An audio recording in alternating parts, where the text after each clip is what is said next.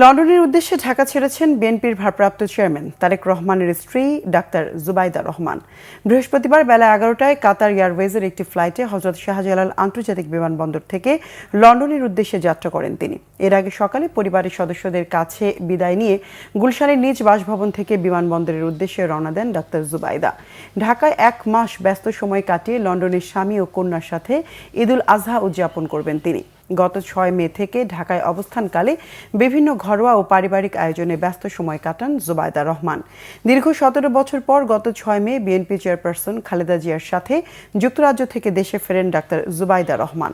তিনি সাবেক নৌবাহিনী প্রধান রিয়ার অ্যাডমিরাল মাহবুব আলী খানের কন্যা। 17 বছর আগে 2008 সালের 11 সেপ্টেম্বর তারেক রহমানের সঙ্গে দেশ ছেড়েছিলেন ডাক্তার জুবাইদা রহমান।